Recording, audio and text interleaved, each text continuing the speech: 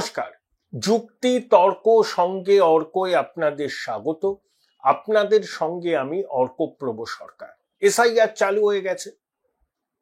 এই এসআইআর প্রক্রিয়া শেষ হবে 7ই ফেব্রুয়ারি। যদি এই প্রক্রিয়া আনইন্টারাপ্টেড হয়, যদি কোনো অপ্রীতিকর ঘটনা ঘটে, তখন এই প্রক্রিয়া নিয়ে প্রশ্নচিহ্ন উঠবে এবং পরিস্থিতি যা দাঁড়িয়েছে, নির্বাচন কমিশনের বিরুদ্ধে কার্যত যুদ্ধ ঘোষণা করেছে শাসক দল। প্রশাসন বলছে তারা কমিশনকে তাদের দায়িত্ব পালন করতে সহায়তা করবে, কিন্তু দিদিমণির প্রশাসন তো পুরোটাই অনুপ্রাণিত এবং গৃহপালিত। জেলা শাসক থেকে শুরু করে বিডিও, এসডিও, অধিকাংশ পুলিশের আধিকারিক, তাদের অনেকে পেশাদারি দক্ষতা প্রশ্নাতীত, কিন্তু তারা এতই অনুপ্রাণিত যে শেষ পর্যন্ত তারা পেশাদারি দক্ষতাটা পালন করতে পারেন না। ধরুন, একটা পাসপোর্ট জাল চক্র চলছে 8 বছর ধরে, গ্রেপ্তার করতে হচ্ছে ইডিকে, যেখানে law and order state subject. তাহলে এসআইআর এ কার লাভ কার ক্ষতি? শাসক তো বলছে 250টা আসন পাবো, আরো বেশি ভোট পাবো। তাহলে ভাই এত আর্তনাদ কেন, এত পথে নামা কেন, এত চোখ উপড়ে নেবো, রক্তগঙ্গা বইবে সব হুমকি দিচ্ছেন কেন ভাই? কেন দিচ্ছেন? একজন বৈধ ভোটারের নাম বাদ যাবে না। আরে কে বৈধ কে অবৈধ সে আপনি ঠিক করার কে হরিদাস পাল? আপনি ওটা তো কমিশন ঠিক করবে। এই তো তাদের দায়িত্ব, সংবিধান তো তাদের এই অধিকার দিয়েছে। বলছে একজন বৈধ ভোটারের নাম বাদ যাবে না, আবার এটাও বলছে না যে একজন মৃত ভোটার, অবৈধ ভোটার, অনুপ্রবেশকারীদের নামও তালিকায় থাকা চলবে না। অর্থাৎ তাদের নামকে তালিকায় রাখতে হবে শাসকের সুবিধার জন্য।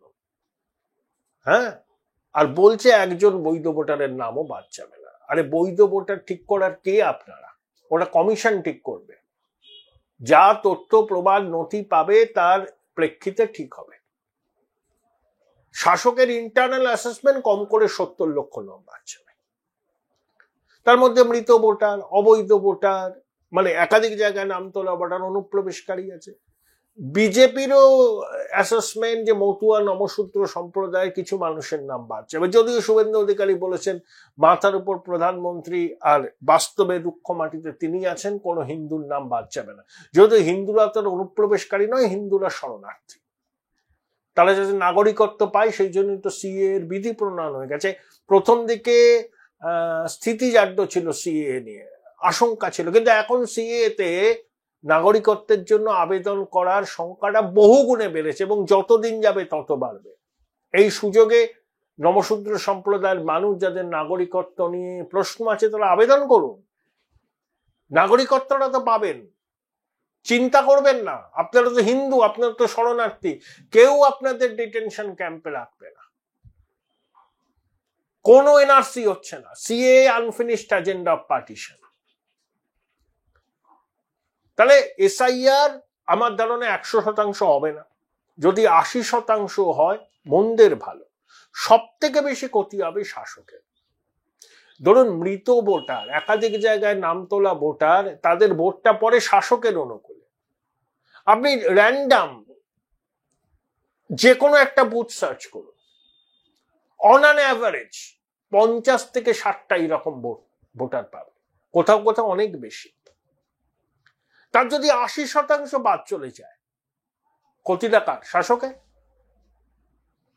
অনুপ্রবেশকারী মুসলমানরা তার বিজেপিকে ভোট দেয় না। 2021-এ 100টার মধ্যে 95টা ভোট মুসলমানরা তৃণমূলকে দিয়েছিল বিজেপির জুজুকে সামনে রেখে। তারপর শীতলকুচিতে এই গুলি চালালো, 4 জন সংখ্যালঘু মারা গেল, মুসলিম ভোটের একেবারে মেরুকরণ হলো। সেই জন্য মালদা, মুর্শিদাবাদ, 2 দিনাজপুরে কংগ্রেস বাম খাতা খুলতে পারলো না। এবারও মেরুকরণের আবহ আছে, কিন্তু মালদাতে আমি বলতে পারি তৃণমূল কিন্তু খাতা খুলতে পারবে না যদি কংগ্রেস বাম ঠিকঠাক প্রার্থী দেয়। মুর্শিদাবাদেও শাসকের ক্ষতি হবে। হুমায়ুন কবির তো বলেইছে 10টা কমিয়ে দেব। হুমায়ুন ফরফরি দাস, কিন্তু ও তো জেলার ছেলে। যেখানে মুসলমানরা ডিসাইসিভ ফ্যাক্টর, তাদের কাছে কিন্তু অপশন আছে বাম কংগ্রেস বা আইএসএফ। আর যেখানে মুসলমানরা 25%, তারা লক স্টক এন্ড ব্যারেল তৃণমূলকে ভোট দেবে। কিন্তু যেখানে তাদের ভোটেই ফলাফল নির্ধারিত হবে তাদের কাছে কিন্তু অপশন থাকবে বাম কংগ্রেস। কারণ যাই হোক তৃণমূলের প্রতিনিধি জিতে এদিক ওদিক করতে পারে, বামেদের প্রতিনিধি চট করে তো দল বদলাবে না। বদলেছে, তাপসী মণ্ডল বদলায়নি, কংগ্রেসের অনেকে বদলেছে, কিন্তু বাম কংগ্রেস যারা এবার প্রার্থী হবেন তারা অন্তত তাদের রাজনৈতিক মতাদর্শের প্রতি আনুগত্যটা অটুট থাকবে। কঠিন পরিস্থিতিতে তারা যদি জেতেন তাহলে আশা করব শিবির বদল করবেন না, এবং সেটা তাদের ভোটারের সঙ্গে বেইমানি করা হবে। তাহলে ক্ষতিটা বেশি হবে তৃণমূলে। বিজেপির তুলনায় লাভ। তারা বলে না 44 লক্ষ ভোটের পার্থক্য, এক ধাক্কায় যদি তৃণমূলের হিসেবে 70 লক্ষ নাম বাদ যায় অবশ্যই ব্যবধানটা কমে দাঁড়াবে। তারপর প্রতিষ্ঠান বিরোধিতা আছে, চৌর্যবৃত্তির সাম্রাজ্যের একেবারে দৃঢ় পত্তন, শিল্প নেই, চাকরি নেই, পরিযায়ী শ্রমিকের সংখ্যা বাড়ছে। 100 দিনের কাজে আমরা রেকর্ড করেছি, এটা একটা অ্যাচিভমেন্ট। কন্যাশ্রীর ডিভিডেন্ড তৃণমূল অনেক পেয়েছে, বারবার পাওয়া যাবে না। লক্ষ্মীর ভান্ডারের ডিভিডেন্ড অনেক পেয়েছে। মানুষ জানে, মাতৃশক্তি জানে, যেই ক্ষমতায় আসবে সে লক্ষ্মীর ভান্ডার কন্যাশ্রী বন্ধ করবে না, বরঞ্চ বরাদ্দ বাড়াবে। আর ওই সাইলেন্ট মেজরিটির একটা সিংহভাগের মধ্যে পরিবর্তনের আকাঙ্ক্ষা তারা ধারণ করছে। তারাই তো 2011 পরিবর্তন এনেছিলেন। তারা বলছেন এবার, অনেকেই বলছেন মার ঝাড়ু মেরে ঝেঁটিয়ে বিদেয় কর, একটা জঞ্জাল। তাহলে এসআইআর এর পর 80% সফল হলেও আমি মেনে নিলাম ভোটার তালিকা মোরাললেস নির্ভুল। সেই তালিকায় যদি ভোট হয় তুল্যমূল্য লড়াই হবে, তুল্যমূল্য।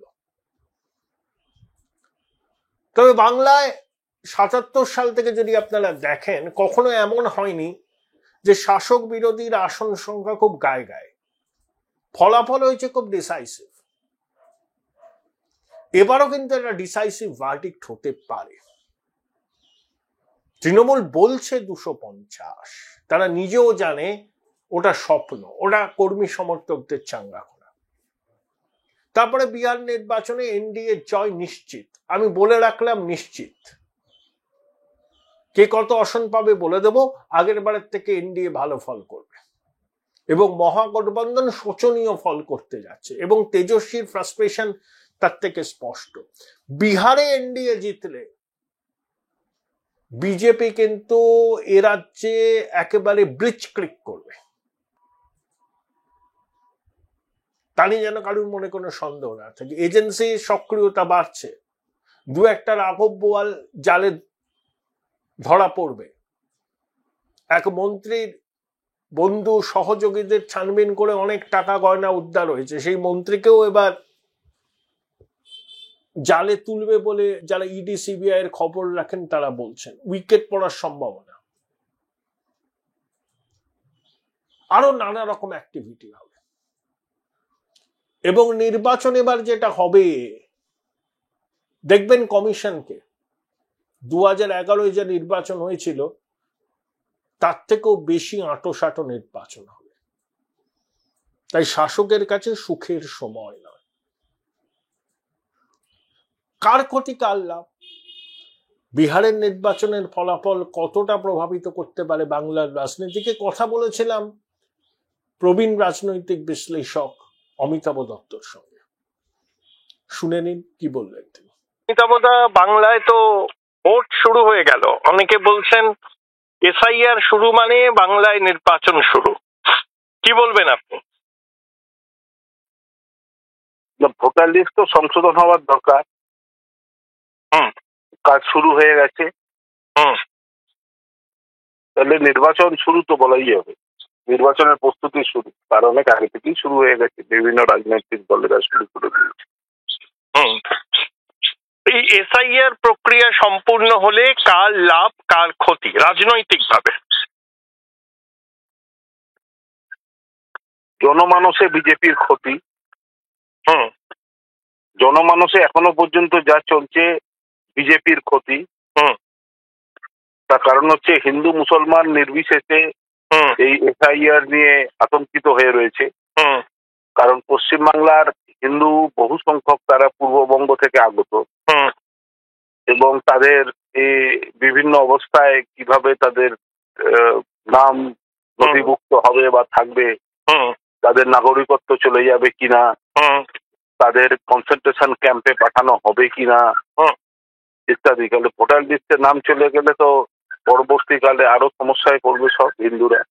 আর মুসলমানদের মধ্যে তো প্রচারই আছে বেছে বেছে, নেতারাই বলছেন বিজেপির যে 1 কোটি মুসলমানের নাম বাদ যাবে ইত্যাদি। সুতরাং পশ্চিমবাংলায় তো একটা এসআইআর নিয়ে আতঙ্কের পরিবেশ সৃষ্টি হয়ে গেছে।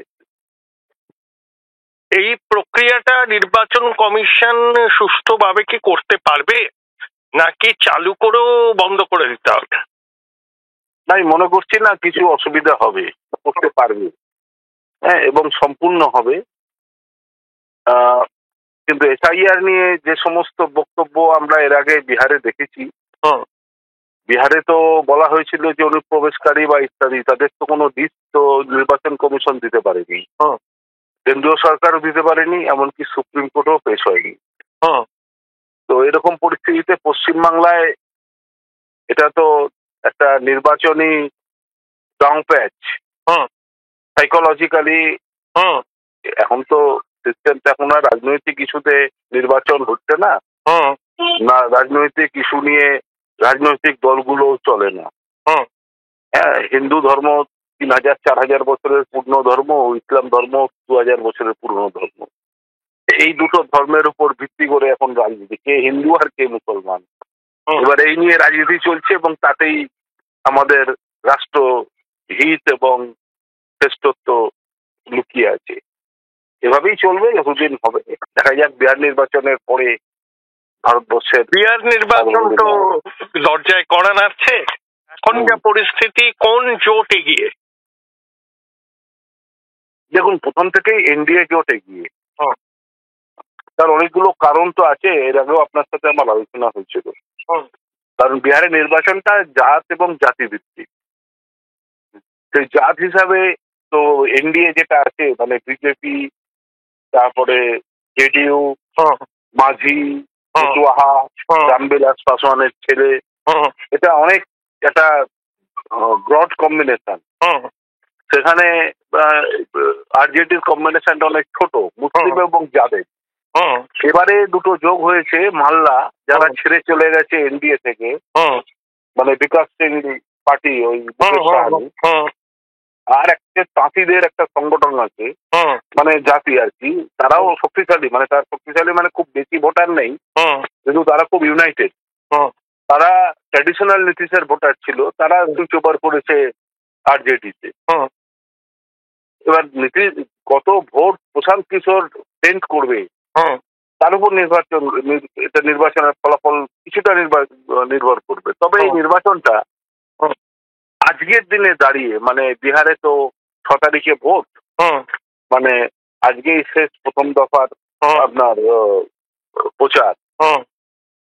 সেই জায়গায় দাঁড়িয়ে এই নির্বাচনটা অন্তর্ঘাতের নির্বাচন এবং কিছুটা অনিশ্চয়তার নির্বাচন। অনিশ্চয়তা এই কারণে যে প্রশান্ত কিশোরের জন্য, প্রশান্ত কিশোর সিট বেশি পাবে না, কিন্তু 5-7-8% ভোট কেটে নেওয়া মানে বিহারের পক্ষে গতবারে বোধহয় 12-13 হাজার ভোটে এনডিএর সাথে আরজেডির ফারাক ছিল, মানে আরজেডি জোট আর এনডিএর সাথে মোটে 12-13 হাজার ভোটের ফারাক ছিল, 12-13 হাজার ভোট কম পেয়েছে।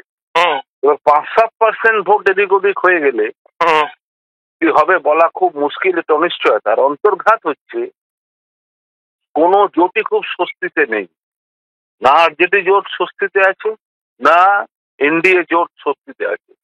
এনডিএর ভিতরে বিজেপি জেডিইউর নেতৃত্ব নিয়ে তো চলছে। নীতিশ কুমার যেরকম তাকে ছাড়তেও পারবে না, আবার নীতিশ কুমারকে গিলতেও পারবে না বিজেপি। নীতিশ কুমারকে ছাড়া নির্বাচনে বিজেপির কোনো গতি নেই, আবার নীতিশ কুমারকে রেখেও বিজেপি শক্তি পাচ্ছে না।